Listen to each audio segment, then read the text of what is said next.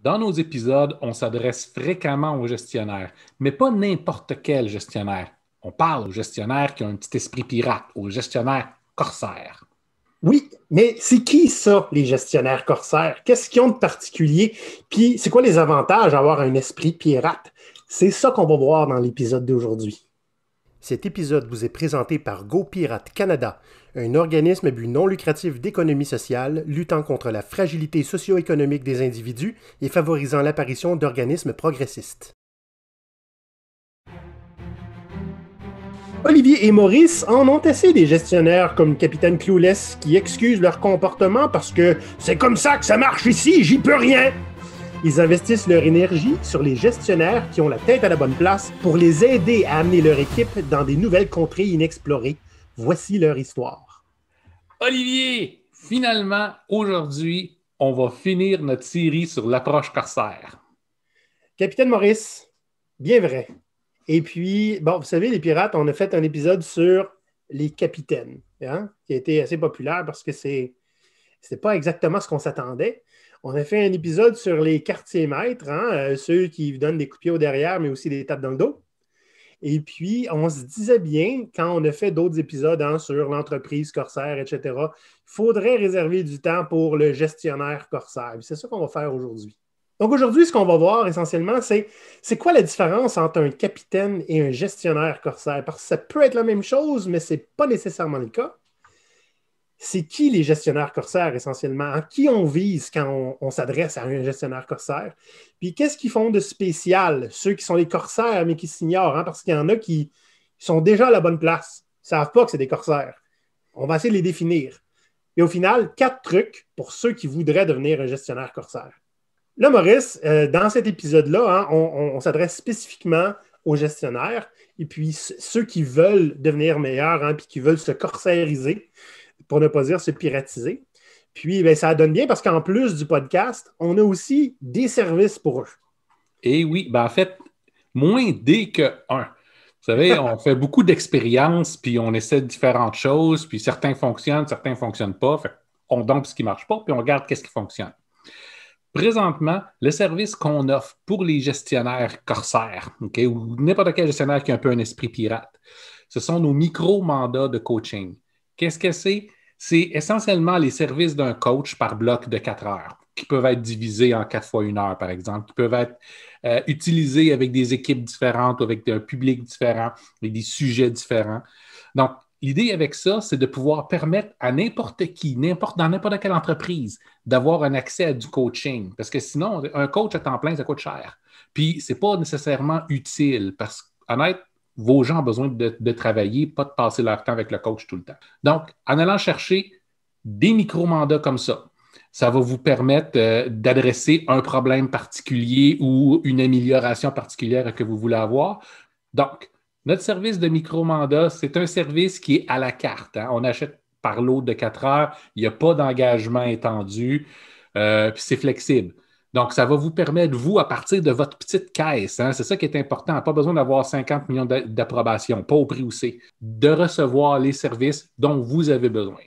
Parfait. Et là, évidemment, on s'adresse aux gestionnaires, mais ce n'est pas juste des gestionnaires qui nous écoutent. Hein. On a aussi des gens qui sont employés, peu importe leur poste, puis qui voudraient aussi avoir de l'aide sur comment faire pour avoir plus d'impact dans le travail, hein, comment faire pour apporter plus de valeur, pour trouver notre voie, l'endroit où on a besoin d'être en ce moment. Puis tu sais, Maurice, là, pas si longtemps sur LinkedIn, tu as un petit peu tâté l'intérêt pour ce genre de petites sessions de coaching, hein, de 30 minutes ou 1 heure avec les gens pour pas trop cher. Puis honnêtement, ça marche. Les gens ont envie de ça. Fait que là, tu as plusieurs réservations en ce moment, ce que je comprends. Et oui, mon horaire est en train de se remplir, ce qui est une bonne chose. Donc, oui, c'est offert. Vous pouvez avoir des informations là-dessus sur notre site web.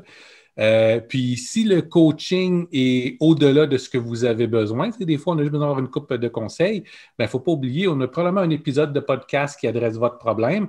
Sinon, pour nos membres abonnés à notre Patreon de GoPirate, on a des sessions ouvertes où on va faire entre autres des questions-réponses. Donc, c'est un bon moment aussi pour aller chercher l'expertise que vous avez besoin. Voilà. Donc, puis un petit peu comme avec les micro-mandats, hein, c'est pas obligé d'être un engagement à long terme. Vous avez besoin d'1 heure avec nous autres, puis c'est fini. Ben, on l'a cette heure-là pour vous. C'est Donc, ça. on peut vous aider. OK, Maurice. Mais là, juste tout de suite, là, je veux juste qu'on s'assure que les gens ne mélangent pas le capitaine avec le gestionnaire corsaire. Parce que comme on a dit en entrée de jeu, ça peut être la même personne, ça peut ne pas l'être. Oui.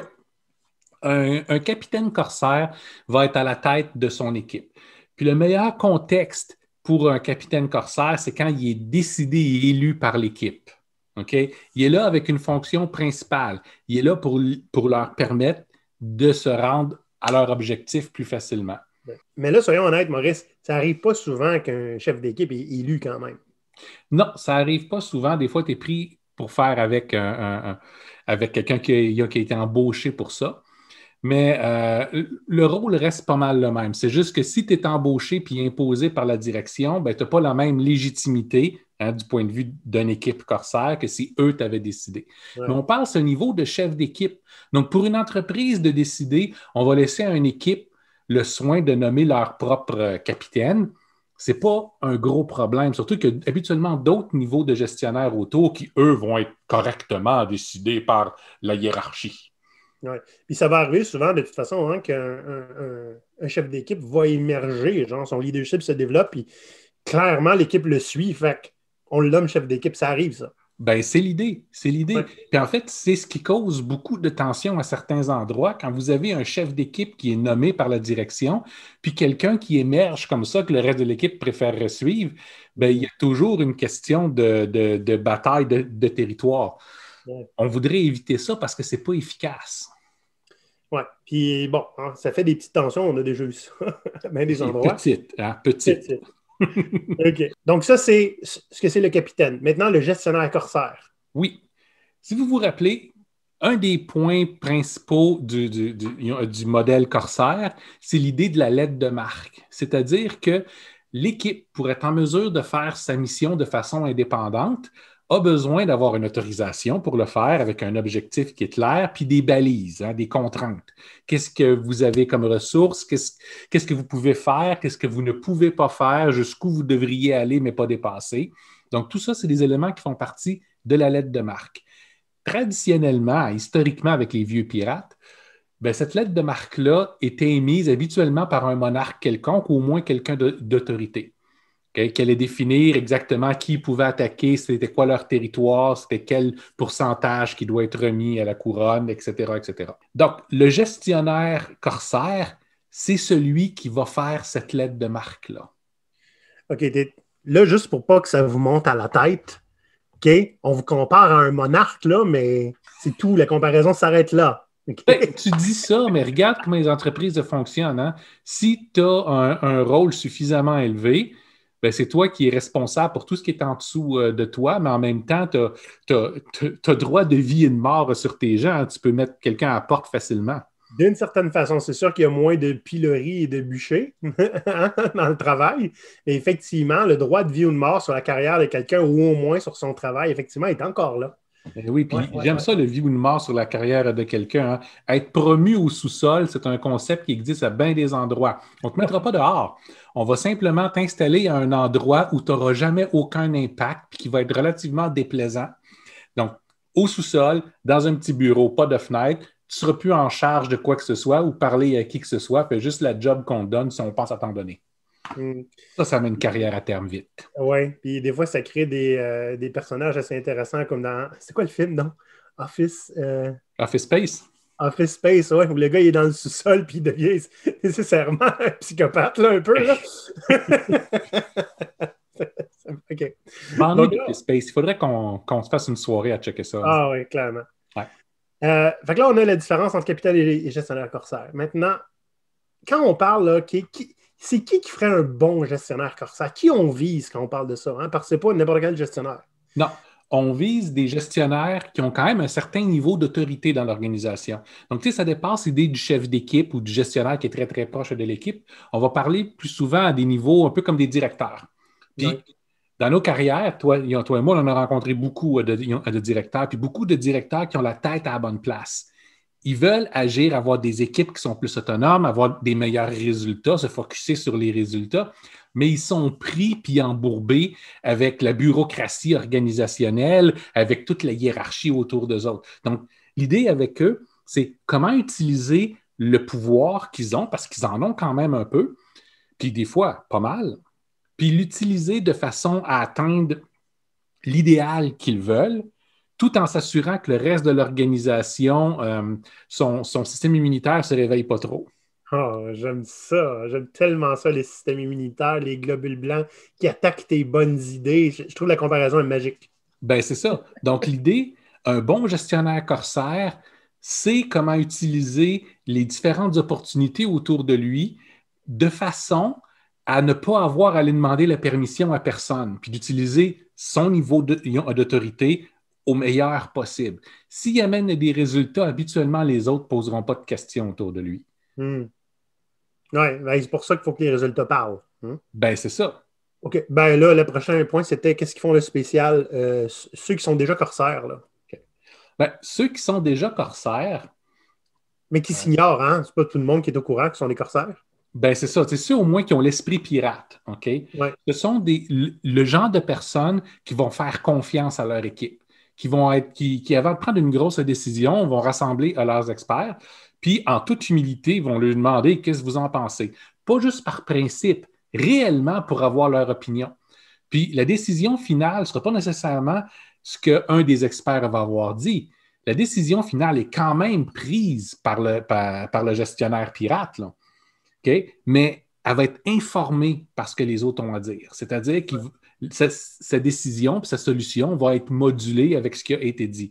Si son équipe est derrière lui et dit oui, tu vas dans la bonne direction, ou si tu réajustes telle affaire, tu vas être dans la bonne direction, bien, il sait qu'il y a leur buy-in. Okay? Il sait qu'il ne sera pas tout seul à aller au combat. Puis il sait qu'il n'envoie pas son équipe directement sur un mur. Ce que beaucoup de gestionnaires se foutent complètement de faire. Hein? L'important, c'est qu'il soit obéi, puis que ce qu'il demande, ben, ce soit exécuté tel quel. À ce moment-là, c'est peu importe si ça va donner les bons résultats ou pas. Mais un gestionnaire pirate est axé sur les résultats. Il veut être capable de prouver à tout le monde que les idées qu'il amène puis qu'il approche, qui sont souvent des idées très progressistes, valent la peine parce que ben, le résultat est là. Oui. Puis, tu sais, il y a une raison aussi pourquoi on va prendre une décision informée puis aller demander à l'équipe qu'est-ce que vous en pensez. Puis, parce qu'il ne sait pas tout, ce gars-là. Le gestionnaire pirate, là, il a compris le principe là, hein, que Socrate apportait. Je sais que je ne sais rien.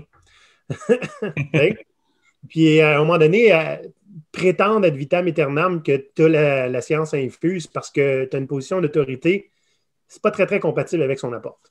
C'est vrai. Puis, mais en même temps, il faut comprendre pourquoi est-ce qu'en entreprise, on a tellement de gens qui vont toujours vouloir avoir le dernier mot et avoir la science infuse.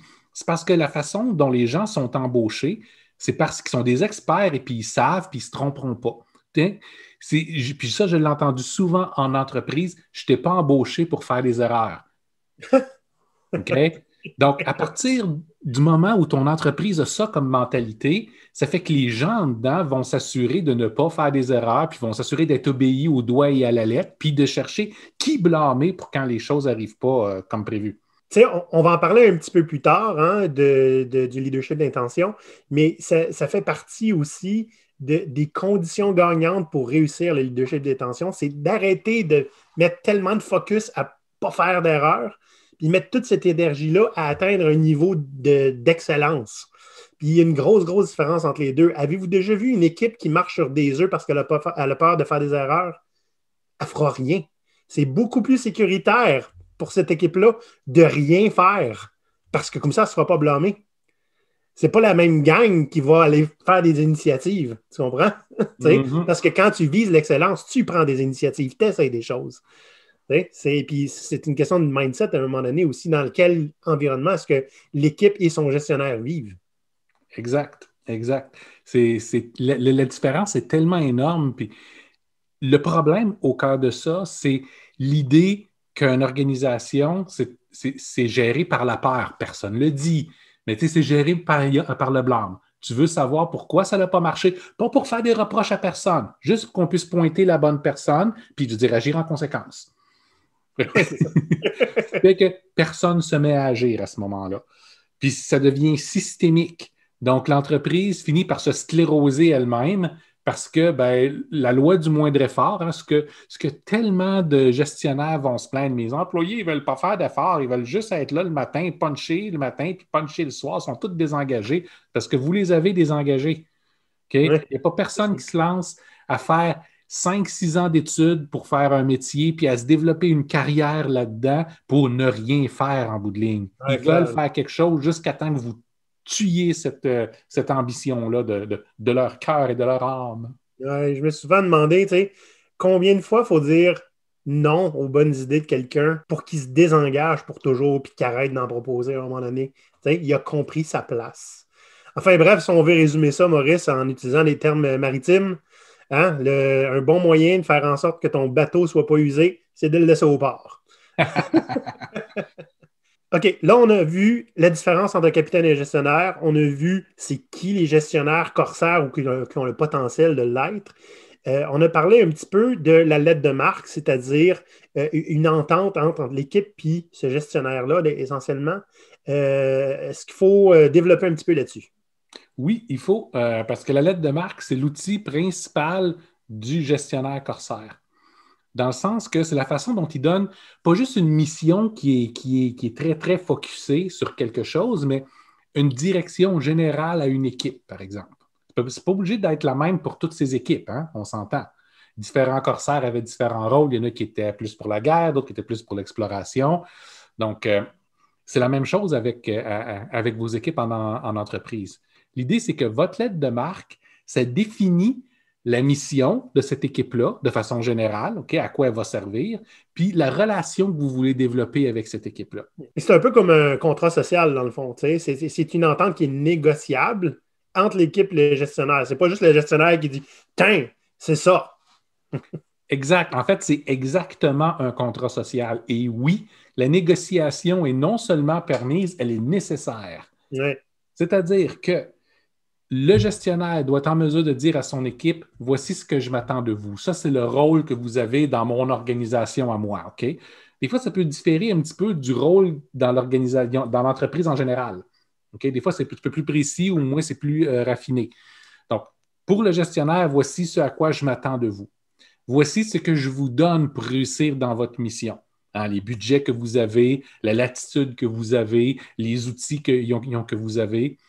Puis, en même temps, je ne veux pas que vous allez dans telle direction parce que j'ai donné à telle autre équipe. Ou je ne veux pas que vous fassiez telle autre affaire, ou du moins pas le faire tout seul, aller parler avec l'autre groupe. Okay? Donc, vous mettez les conditions dans lesquelles ils vont pouvoir travailler. Parce que la liberté, ce n'est pas le chaos. L'idée n'est pas qu'ils partent dans toutes les directions et qu'ils se mettent à faire n'importe quoi. Vous voulez qu'ils soient focusés pour qu'ils puissent continuer à vous livrer de la valeur que vous avez besoin dans le domaine que vous leur avez donné. Mais définissez ce domaine-là comme il faut. Puis c'est négociable parce que ben, vous parlez des experts. Ils ont l'habitude de faire leur travail. Peut-être que les ressources que vous leur donnez ne sont pas tout à fait les bonnes. Okay? Puis on ne parle pas juste, l'idée c'est de négocier pour avoir plus de ressources. L'idée n'est pas là, ce n'est pas de savoir qui est-ce qui tire la couverte le plus fort. L'idée, c'est d'avoir les bonnes ressources au bon endroit. Parce que peut-être que si le gestionnaire il dit, ben, pour faire ce que vous avez besoin, je vous donne la permission d'avoir 2 headcounts de plus, deux employés de plus. Peut-être l'équipe elle va dire, on n'en a pas besoin finalement. Okay? Fait que donne ça à quelqu'un d'autre. À la place de ce qu'on a besoin, c'est accès à telle banque d'outils.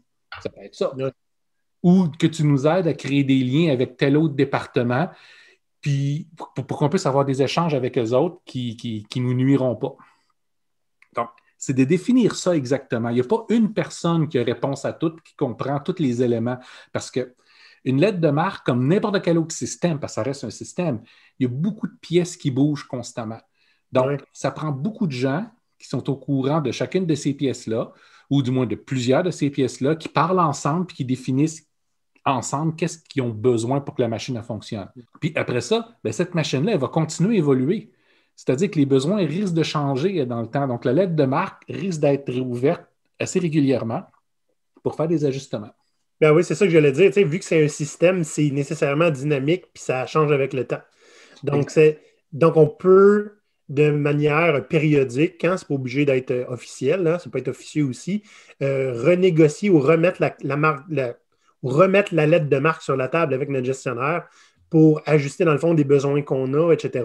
Mais ce qui est important, je pense, là-dedans, Maurice, c'est que c'est une entente qu'on veut qu'elle soit signée de tous.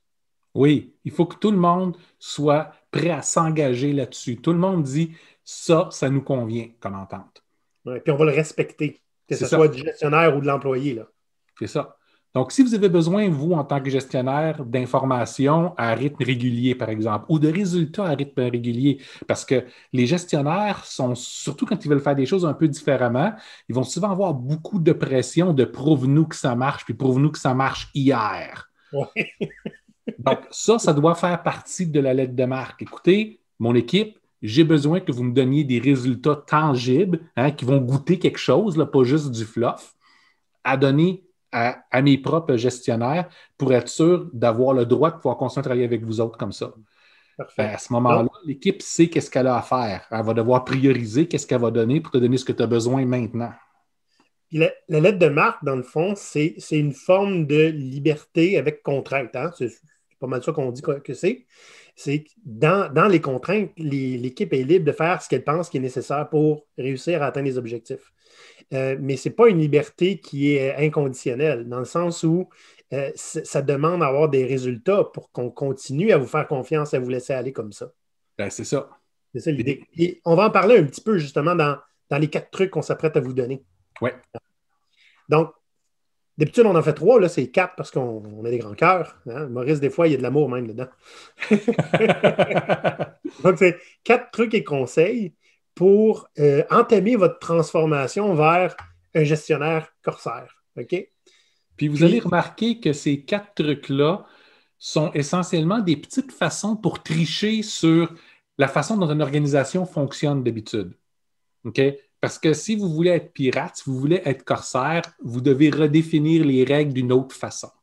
Mais encore une fois, comme on l'a dit, vous ne voulez pas attirer le système immunitaire de l'organisation contre vous. Donc, ce sont des petits changements qui ne paraîtront pas nécessairement. Donc, vous avez une contrainte, elle est là. ouais. Donc, aujourd'hui, comment tricher pour devenir un meilleur gestionnaire? Et le premier, on en a parlé un petit peu plus tôt, c'est d'apprendre le leadership d'intention.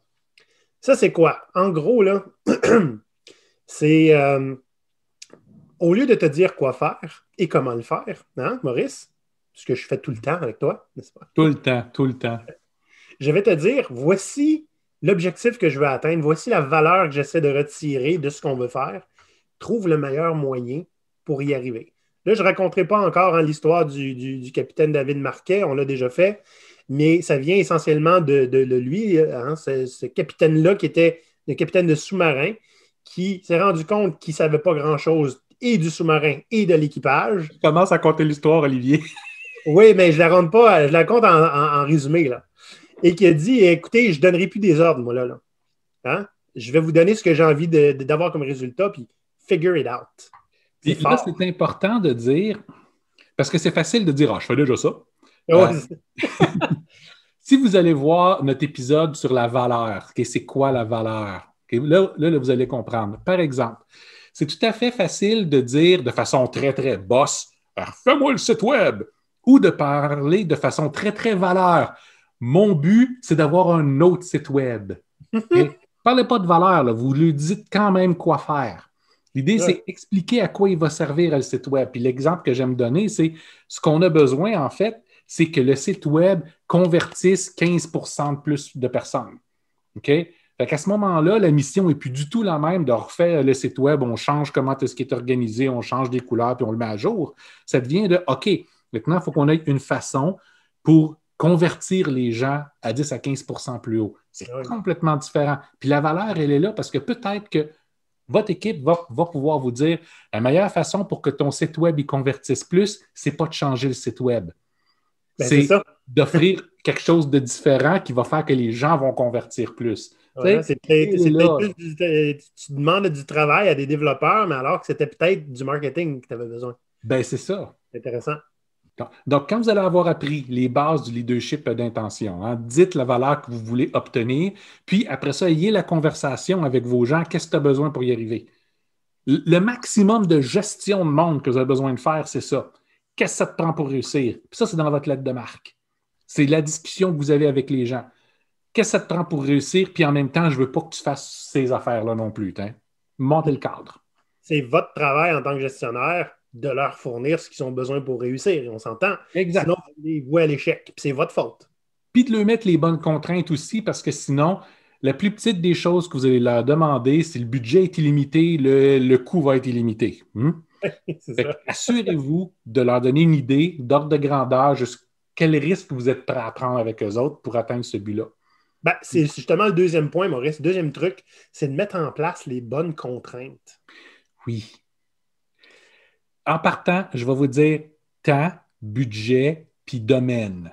C'est les trois premières choses qu'il faut que vous pensiez. Parce qu'il y a toujours une contrainte de temps, même s'il n'y a pas de temps limité ou quoi que ce soit, vous avez toujours besoin de montrer une progression, puis idéalement aussi rapidement, puis soutenu que possible. Donc ça va toucher et le temps et le budget. Parce que oui, peut-être que les gens en haut de vous ne vous ont pas donné un budget spécifique pour remplir la job que vous faites, parce que bon, souvent, quand on fait ce qu'on appelle du run, donc on fait de l'opérationnel, OK? Ben, l'opérationnel va toujours avoir à être fait. Fait que des fois, le budget, on n'en parle pas trop, on sait déjà que ça va coûter un certain montant, puis on reste avec ça. Mais plus vous investissez de temps, puis plus vous voulez non seulement maintenir le système, mais l'améliorer quand même, il y a toujours une question de budget là-dedans. Donc, gardez ça en tête. Temps, argent. Puis le domaine, si vous voulez être sûr que chacun de vos gens reste focusé dans le domaine que vous leur avez donné. S'il faut, mettez-les en contact avec les gens qui touchent à d'autres domaines dans lesquels ils pourraient être intéressés à aller toucher aussi pour qu'ils puissent garder leur fonction. Puis peut-être que dans cette fonction-là ou dans la mission spécifique que vous venez de leur donner, okay, peut-être qu'ils ont besoin de travailler dans un autre domaine aussi. Mais à ce moment-là, il faut avoir cette conversation-là. Parce que sinon, ils vont perdre le focus puis ils vont s'étendre partout. Puis ils ne feront pas ça pour mal faire. Mais c'est facile de... tout est interconnecté dans une organisation. Hein? Puis dans les projets, c'est la même chose aussi. Plus le projet est complexe, plus il est interconnecté. Donc, c'est facile de se perdre puis de se retrouver ailleurs que dans son domaine à faire pas les bonnes choses. Donc, gardez-les focusés. Le troisième truc, Maurice, puis tu sais, on parle beaucoup, c'est une relation basée sur la confiance, hein? C'est pas vraiment le choix. Mais c'est pas une confiance qui est nécessairement aveugle, dans le sens où hein, j'ai déjà vu ça, moi, vous faites confiance, allez-y, puis le monde fait n'importe quoi. C'est pas comme ça que ça marche. Je connaissais un gestionnaire qui disait la confiance, c'est pas un chèque en blanc. Ouais. Okay? Donc, la confiance, c'est quelque chose qui va se bâtir puis qui se mérite constamment. C'est-à-dire que moi, en tant que gestionnaire, pour te faire confiance, Olivier, j'ai besoin que tu me donnes des résultats concrets puis que je puisse faire confiance que ce n'est pas juste une fois que tu réussis à faire ça, mais que tu me le fais régulièrement. C'est quand on a des équipes à mettre en place un modèle Corsair, on leur dit, tu dois être capable de livrer une valeur consommable à toutes les semaines. Techniquement, peut-être qu'à toutes les 2 semaines ou à tous les mois, ce serait suffisant. Ça ne doit pas être suffisant pour toi. Okay? Tu ne veux pas juste montrer que tu es capable de suivre un plan. Tu veux montrer que personne, pour aucune raison possible, devrait mettre en doute ta capacité à livrer. Jamais. Comme ça, même si tu fais une erreur à un moment donné, ce n'est pas trop grave vu que tu as constamment livré, donc l'impact n'est pas très grand. Puis la confiance que les gens ont en toi ne sera pas trop ébranlée parce qu'ils savent que veux pas, tu vas corriger ton erreur puis tu vas recommencer à livrer correctement. Fait que ça fait juste partie du processus de faire une erreur une fois de temps en temps. Là, il y a juste une chose que j'aimerais clarifier, hein, parce que là, ce qu'on vient de dire essentiellement, c'est d'être capable de démontrer de manière régulière et tangible qu'on apporte une valeur qui est consommable. C'est pas exactement la même chose que du micromanagement. Non, on ne vous demande pas de faire des rapports. Un rapport, c'est super cute, magnifique, puis il y a des beaux graphiques qui viennent avec, puis une valeur immédiatement consommable, c'est quelque chose que tu dis à ton patron ou à ton gestionnaire. Voici qu'est-ce qu'on a fait pour toi. Tu peux commencer à l'utiliser maintenant. Go. Ça, puis surtout si vous en livrez, même ça n'a pas besoin d'être gros, mais un petit peu à toutes les semaines, va faire que la vaste majorité des rapports que vous faites présentement sont juste plus utiles. Parce que vous n'avez pas besoin d'avoir à suivre le suivi de quand est-ce que ma valeur va arriver, puis est-ce que tu es en danger, puis tu ne t'en aperçois pas. Elle est déjà livrée. Oui, puis il y a une grosse différence aussi entre la microgestion et ce qu'on propose, là, soyons honnêtes. En fait, ça n'a rien à voir. Microgestion, c'est de voir est-ce que tu suis toutes les étapes du processus, hein, puis je te prends par la main pour que tu le fasses, puis tu te fais chicaner si tu ne le fais pas. Dans ce qu'on propose, le processus, c'est à vous autres. vous trouvez le meilleur moyen de virer le résultat. Ce qu'on regarde, c'est le résultat, pas le comment. Puis honnêtement, quand tu as des résultats tangibles, là, puis que tu réussis chaque semaine à prouver que tu as fait un bon travail, t'aimes ça, puis t'en veux plus. Oui, et puis Tu sais? non seulement la confiance va se bâtir comme ça entre l'équipe et puis le gestionnaire, mais le poids de l'opinion de l'équipe devient de plus en plus grand. Ah oui, mais l'équipe va briller, là. Ben, c'est ça. À chaque semaine, elle a du stuff qui est possible d'être utilisé ou par le client, ou par une autre équipe, ou par le gestionnaire. Ça se sait puis ça se broadcast, ça. La transparence de l'information, ça sert à ça, là. Puis ça devient une équipe qui est impossible à ignorer et ça devient un gestionnaire qui est impossible à ignorer. Parce que si vous êtes un directeur dans une organisation, vous le savez, regardez les autres directeurs autour de vous, c'est pas tout le monde qui livre de la valeur souvent. Il y a beaucoup d'excuses, beaucoup de blâmes, beaucoup de jeux, beaucoup de positionnement.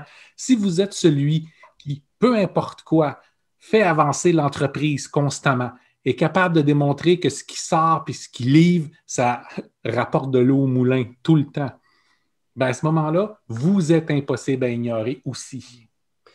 C'est un bon argument de vente pour tes micro-coachings, ça. Oui, hein? Le dernier truc, c'est de toujours viser l'autonomie de l'équipe. N'importe comment, puis pas à n'importe quel prix. Là, ce que je veux dire dans ce sens-là, c'est que si vous êtes un gestionnaire puis que l'équipe a tout le temps besoin de vous pour fonctionner, il y a un grave problème. Votre objectif devrait tout le temps être de faire en sorte qu'ils soient capables de, une fois qu'ils ont la lettre de marque puis leur mission, de se débrouiller sans vous, à moins évidemment qu'il y ait un problème, qu'ils viennent vous voir pour que vous puissiez leur donner ce qu'ils ont besoin. C'est-à-dire que de viser à faire en sorte que votre travail ne soit pas d'être avec eux au quotidien, mais d'aller défricher en avant d'eux, hein, d'aller trouver la prochaine piste de prospérité pour l'équipe. Et c'est ça qu'on dit, c'est votre travail en tant que gestionnaire n'est pas de regarder derrière vous, où est-ce qu'est votre équipe, mais devant. Comment est-ce que vous pouvez utiliser l'équipe incroyable que vous avez derrière vous pour aider l'entreprise à mieux se positionner face à l'avenir? Vous êtes capable d'anticiper si vous n'êtes pas en train d'éteindre des feux constamment. Oui.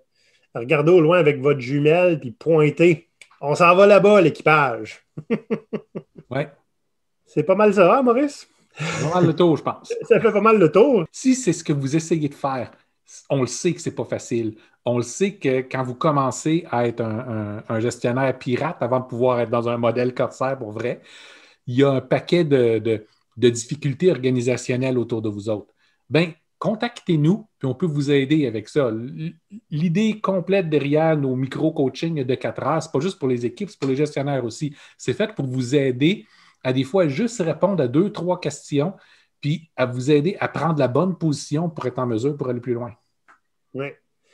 Puis, écoute, Maurice, si jamais vous écoutez en ce moment, puis que vous n'êtes pas un gestionnaire, mais vous êtes un employé qui avait un gestionnaire qui est un petit peu, qui a l'esprit pirate, puis qui se corsarise un peu, présentez-nous-le, on veut y parler. Ouais. On veut savoir. Faites-y écouter l'épisode. Oui, c'est ça, exactement. On aimerait savoir son feedback. Là, Maurice, j'ai été voir ce matin sur Apple Podcast, puis il nous reste juste 2 places pour un review. Si vous nous écoutez via Apple Podcast, c'est le temps de nous laisser une critique. Pour ceux qui nous écoutaient sur YouTube, là, on a atteint 650 subscribers. On vous a promis plein d'affaires le jour où 1000 seraient atteints. Hein? Des épisodes où on va probablement se dénuder un petit peu, pas physiquement, mais un peu de soi. Il y a plein d'autres promesses qui vont arriver puis qu'on va mettre en branle quand on va atteindre le 1000 auditeurs, hein, 1000 followers. Donc, mais si vous attendez trop longtemps, on risque de les oublier. Hein? Oui, c'est ça. On ne se souvient déjà pas trop exactement. Il va falloir qu'on aille réécouter nos épisodes d'avant. Mais lancez-nous des défis aussi. Hein, si vous nous suivez déjà, lancez-nous des défis. Qu'est-ce qu'on ferait bien rendu à 1000 followers? Puis invitez les gens à venir nous suivre. La meilleure façon pour nous le dire, hein, pour qu'on vous écoute, parce que sinon on risque de vous ignorer sauvagement, si vous êtes un de nos membres, on n'a pas le choix de vous écouter parce que c'est vous autres qui êtes nos boss. Et puis si vous aimeriez ça être nos boss, c'est patreon.com/GoPirate Canada. Et puis pour à peu près tous les budgets, hein, vous pouvez devenir un membre de GoPirate puis venir voter pour nos projets. Venez vous présenter lors de la prochaine élection générale, hein, pour les membres du CA. Ça va être l'an prochain, par exemple. Il y a un paquet d'autres avantages. Hein. On va avoir des lunch and learn mensuels où on va faire des questions-réponses, puis on va même avoir des épisodes enregistrés avec les membres que pour les membres. Et il y a des rabais pour nos services de coaching pour nos membres. Absolument. Dernière chose, on a quelque chose de spécial qui s'en vient pour ceux qui contribuent avec nous à 25 $ par mois et plus. Vraiment spécial. On attend juste que le CA nous dise OK. Pour vous le dire. Ça se fait ce soir. On va vous revenir avec ça. Maurice, on se voit la semaine prochaine. Puis d'ici là, si tu fais le mal, fais le bien. Salut les pirates. Bye bye.